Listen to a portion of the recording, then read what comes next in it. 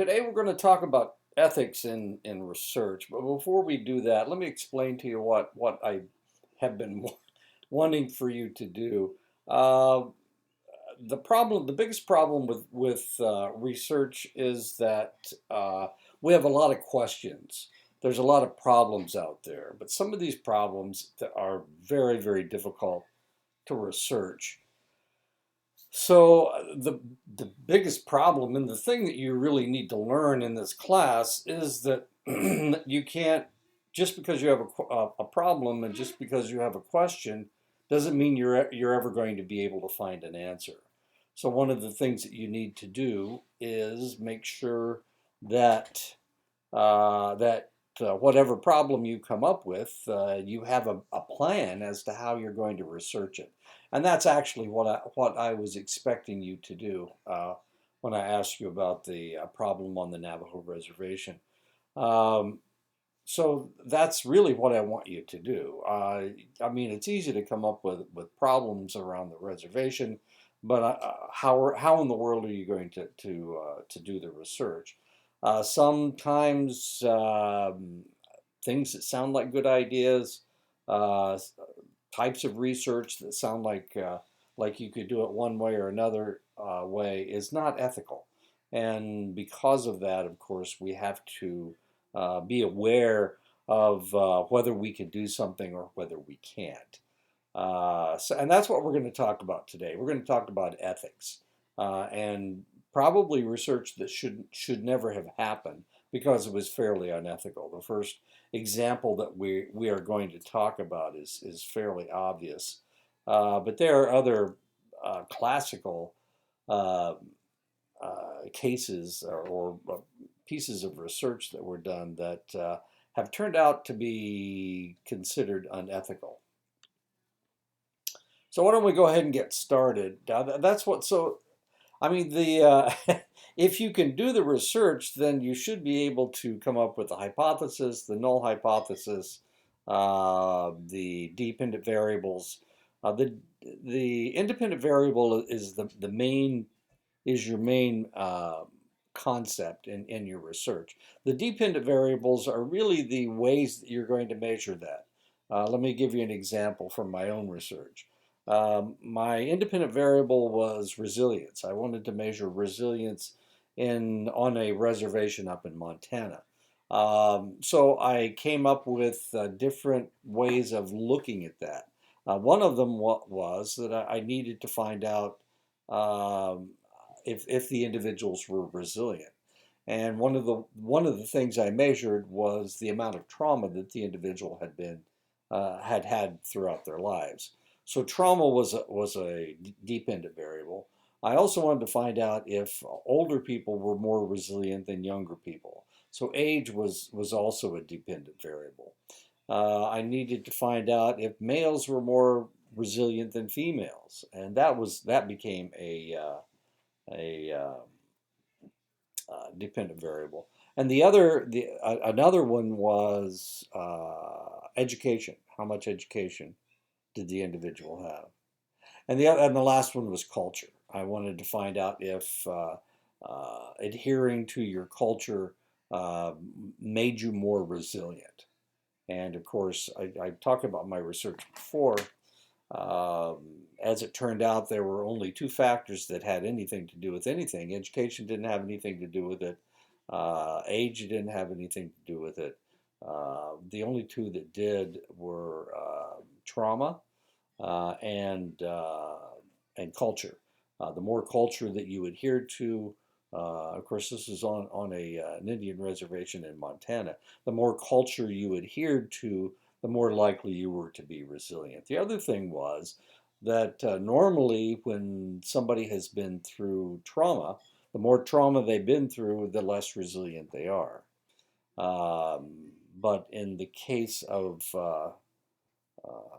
the natives that I was measuring, it didn't make any difference how much trauma they had been through. They were still resilient. Now, which is kind of interesting because if we look at other populations around the world, we don't find that, but we do find that in the American Indian population. Mine was the third a piece of research that showed exactly the same thing, that level of trauma did not decrease the amount of resilience the person had. And so that was the research that I did, and that's really what I'm thinking that this is what I want you to do. I want you to come up with a research proposal or research plan that you can actually do. Now, there's always a possibility that you can create a survey and you can put it on the internet, and you can get your information that way. Now, as far as the Navajo Nation is concerned, um, if you if you tried to do that, then you probably wouldn't be very successful because you would have a biased result. In other words, only the people that had the technology would be able to do this. So your grandparents would be able to do it. Potentially, the people that had no electricity. I read this. Uh, I have my students talk about this all the time, and a lot of them have no they grew up with no electricity, and those individuals of course would not be able to do the research. They wouldn't be able to do the survey, so it would be biased research. Okay, so that's what I'm looking for. If you can't come up with a dependent variable, an independent variable, the hypothesis, of course, the hypothesis is where you state it positively. So my research was that I thought that the American Indian population that I was looking at would be resilient. That was my hypothesis. So the null hypothesis was that they would not be resilient. The null hypothesis just states the hypothesis in a negative manner. That's all the null hypothesis is. So as scientists, because we are scientists, and because we do things the way that we're supposed to do things, that gives us credence. That tells the world that we did everything that we could to prove that this was true. We have to try to prove that it isn't true. We have to try to prove that we don't do things correct, that this was not a good idea. That's the way science works. Otherwise, if science didn't do that, then the whole COVID vaccine thing could potentially be a sham. Now, there are a lot of people that think it was a sham because they don't believe in science. But science is accurate because science tries to prove that their ideas are incorrect. And that's why we know that they tried everything they could to prove that their vaccine didn't work. And since they tried so many things and it still worked, then we knew that it was a good vaccine. And that's one of the reasons why we're battling COVID today. So let's go ahead and get started with the chapter. It's ethics in social science research. Ethical issues may arise from a variety of factors. Research problem itself, such as genetic engineering and determinants of intelligence. Lots of questions about engineering, especially genetic engineering. Can we change somebody's genes?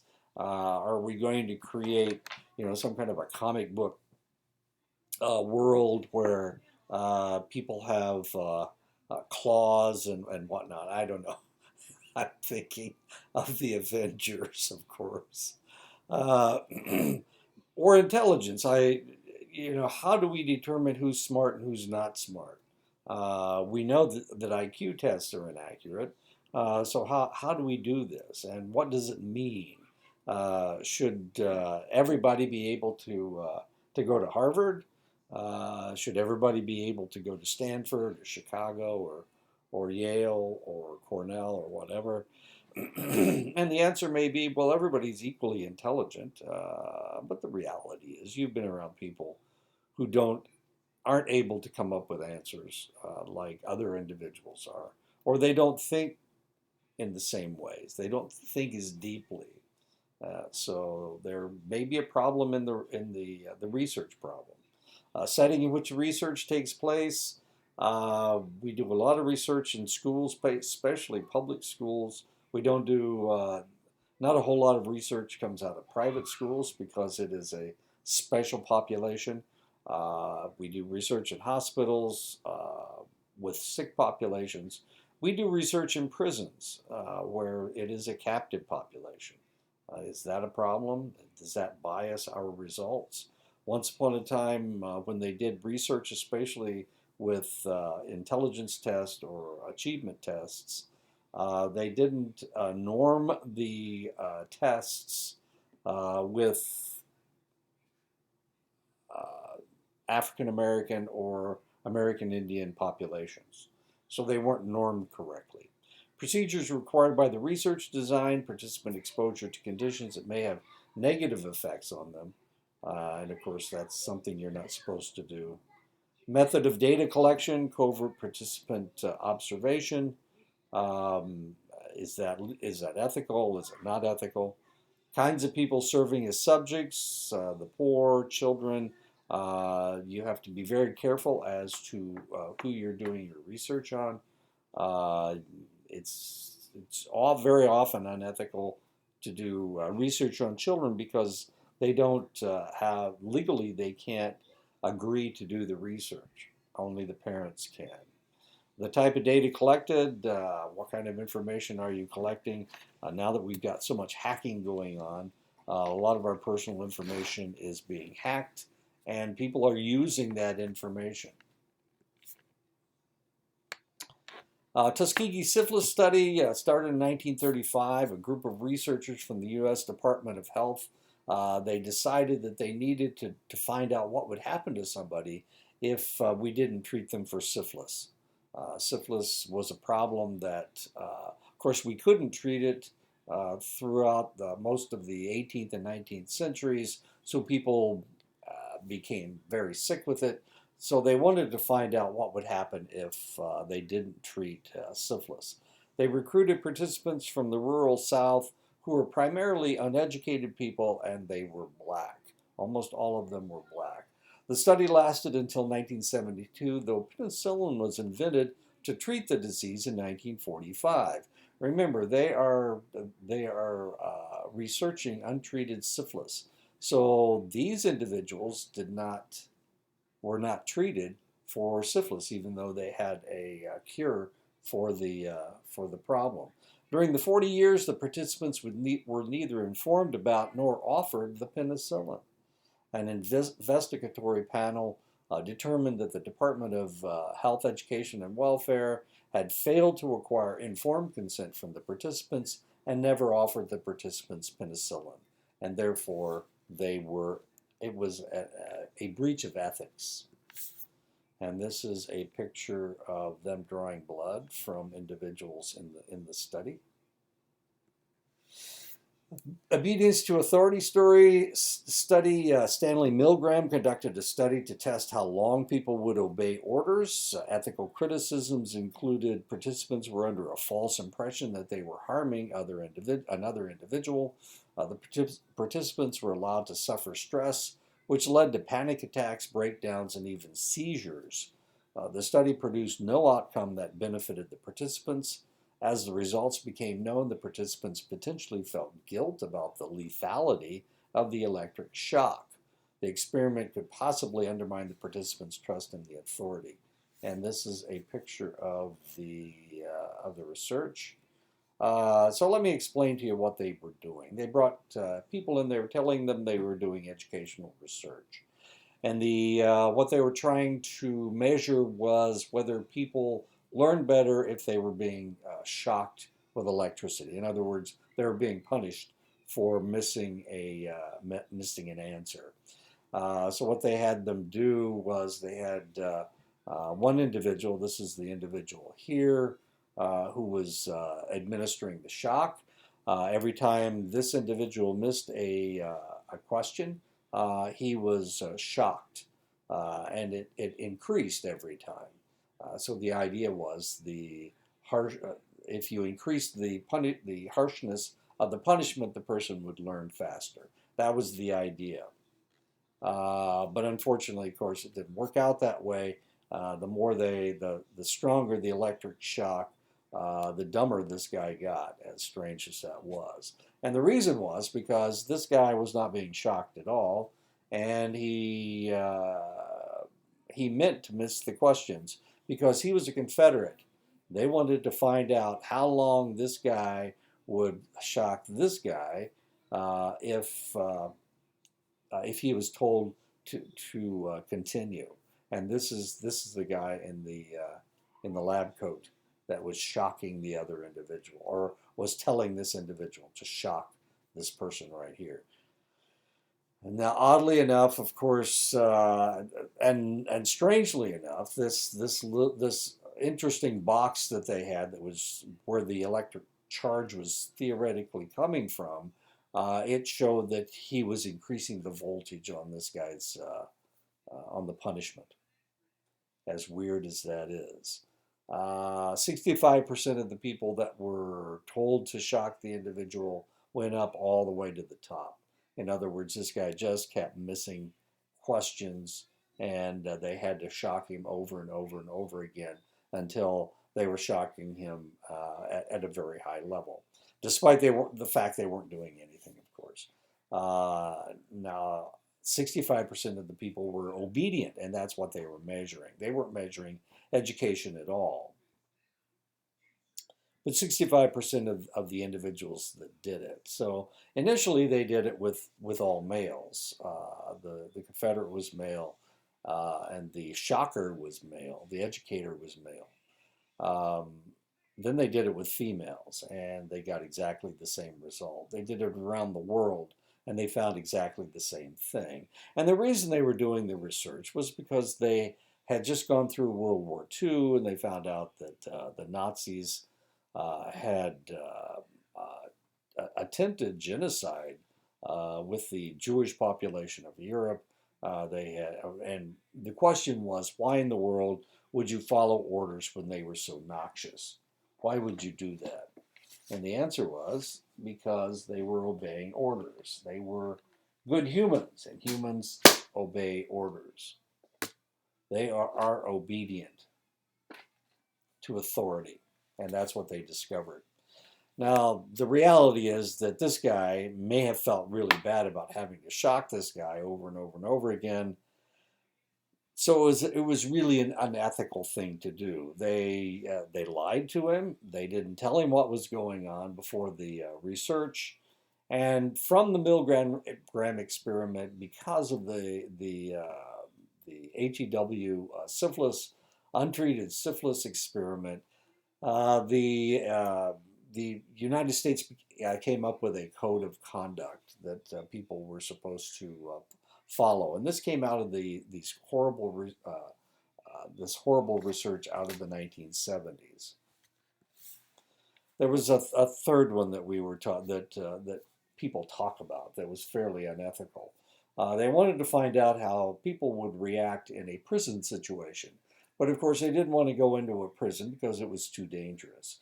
So what they did, they took college students at Stanford University, and they made them into guards and prisoners. They even arrested them off the campus. They sent the campus police around, and they handcuffed them, and they took them into the basement of the psychology building, and where they had constructed a jail.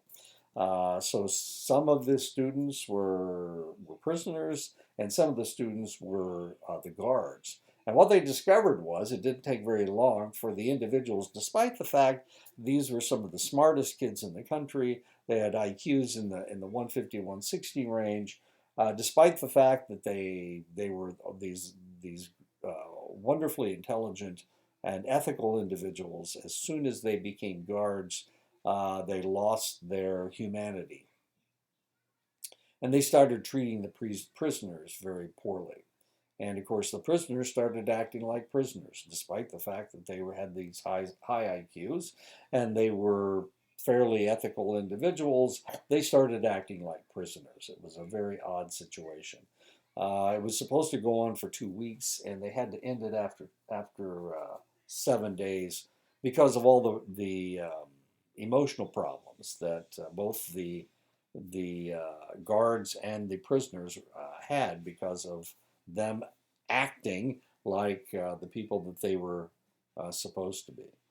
Um, and of course that was back in the 70s as well. This was the famous Stanford Zimbardo prison exercise.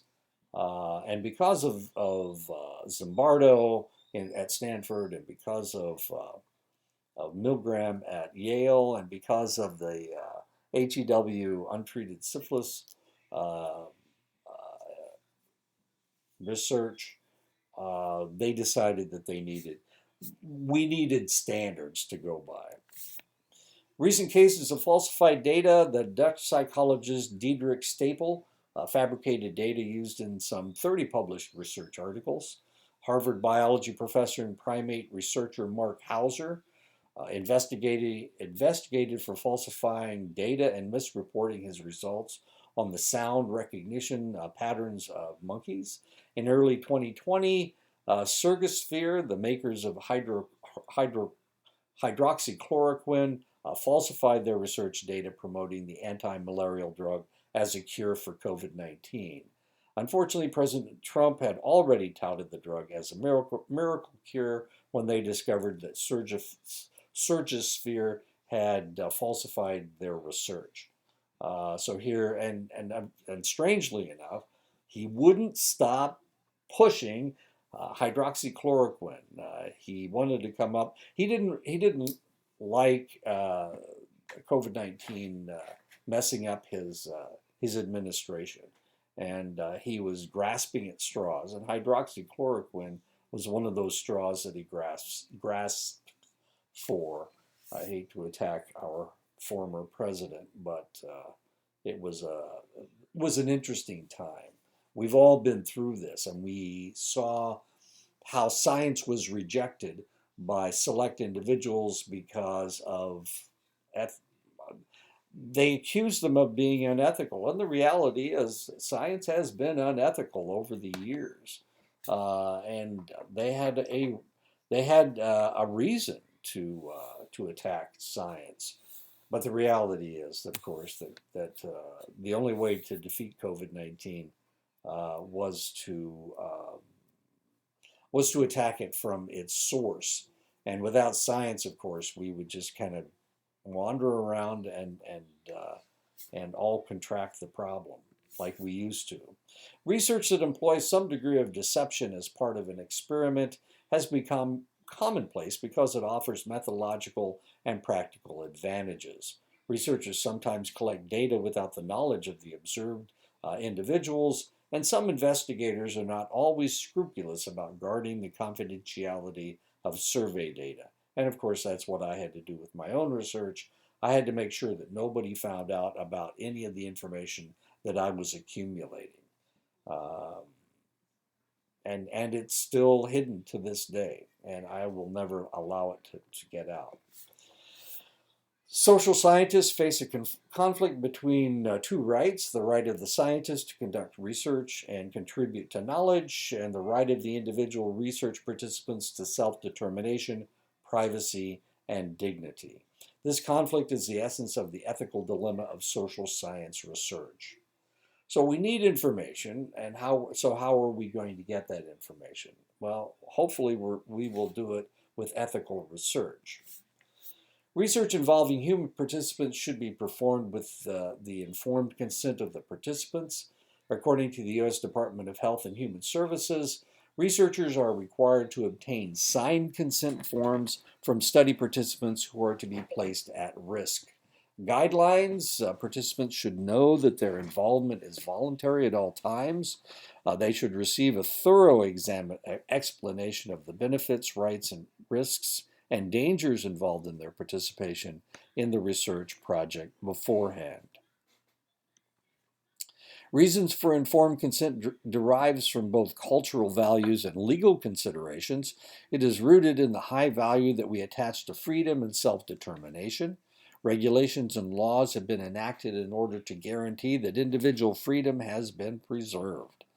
Informed consent shifts part of the responsibility to the participants for any negative effects they may have experienced they may experience in the course of the study and simultaneously reduces the legal liability of the researcher.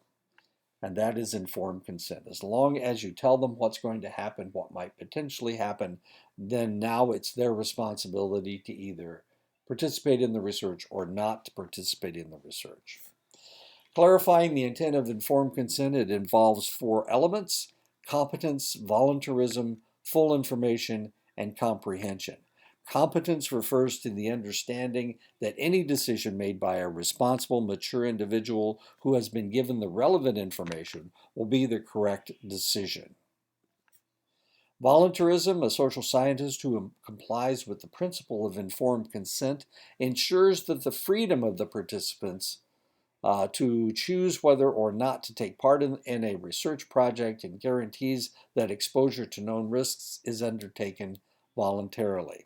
The Nuremberg Code delineates the researcher's responsibility to explain the research prior to voluntary consent. This means that the person involved should have the legal capacity to give consent. And the reason it's called the Nuremberg Code is because after World War II, the human rights trials were conducted against the Nazi combatants in World War II, and they had to determine whether these individuals were liable for what they did during the war or whether they were just obeying orders. And this is one of the reasons that Milgram did his experiment. Milgram was Jewish.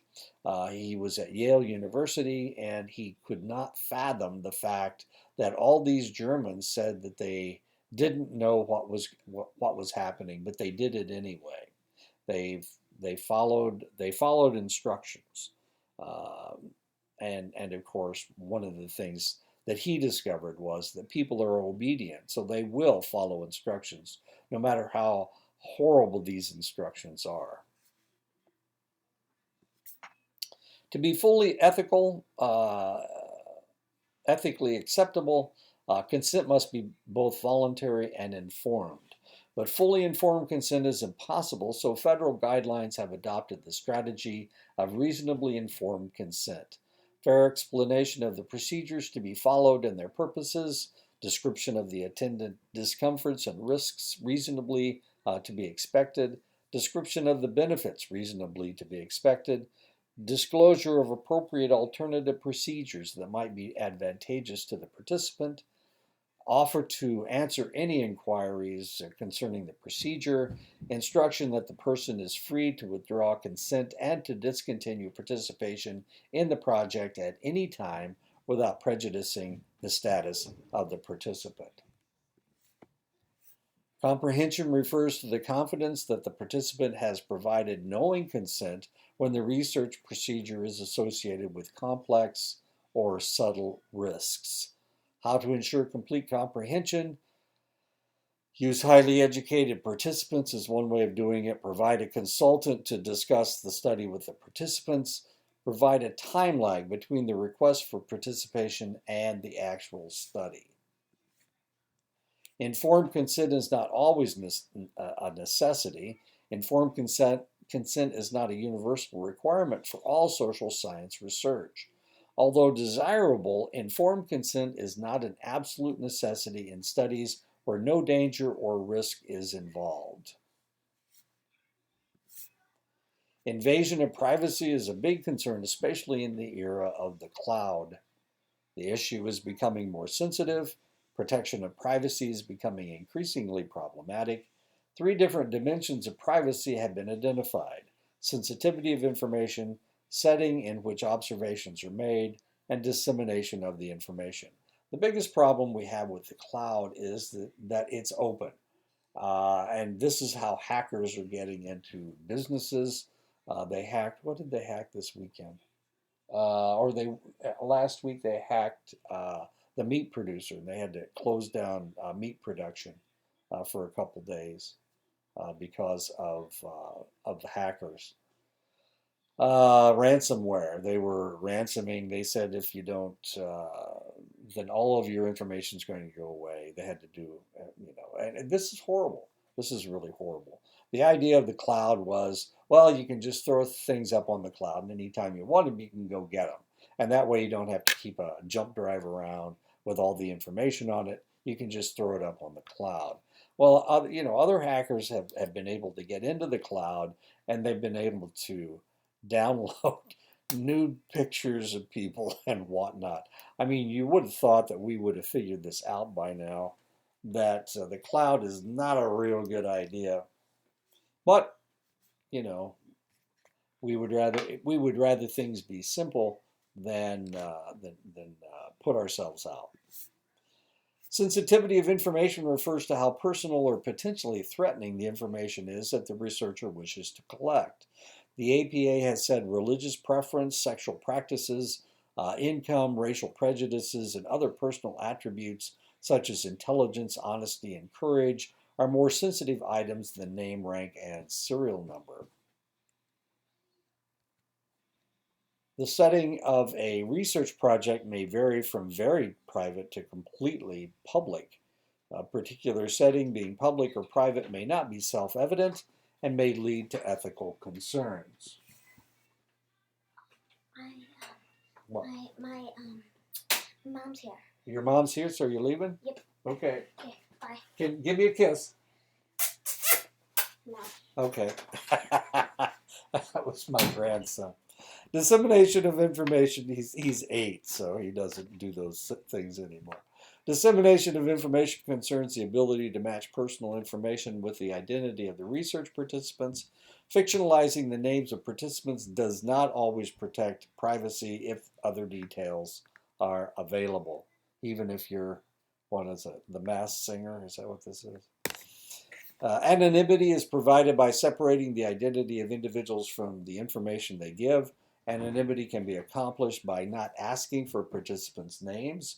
Researchers can also safeguard their data by introducing passwords and monitoring their information to improve privacy. One of the problems that I had, one of the worries when I was doing my research on a select reservation was that there were only about 2,700 people on the reservation, and everybody knew everybody else so well that any little piece of information would have identified the individual.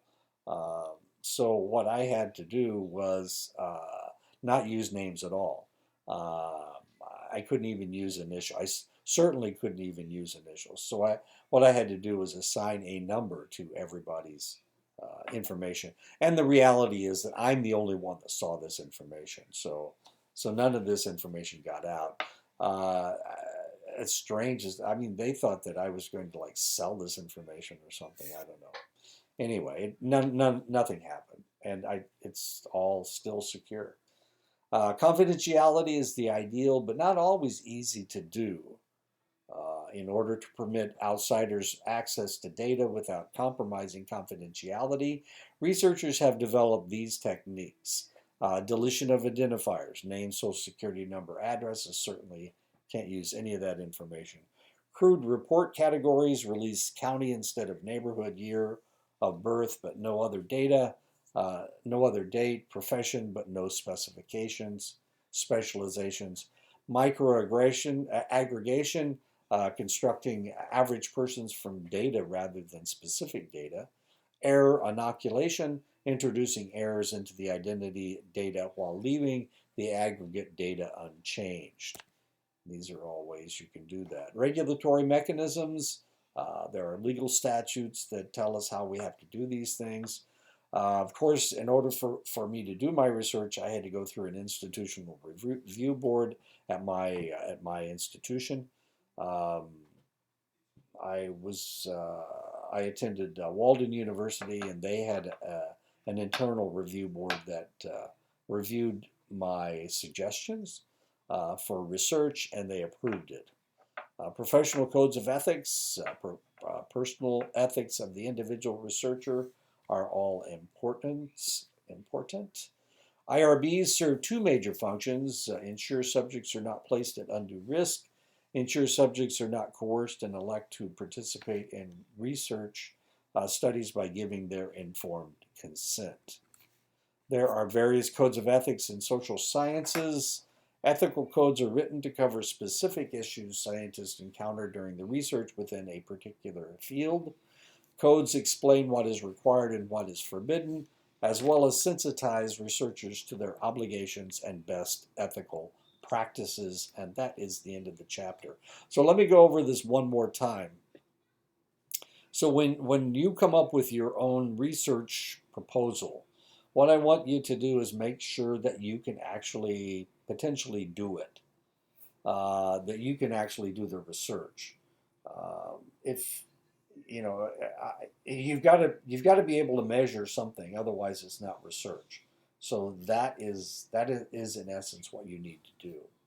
Okay, so I'll talk to you again next week, and have a good week.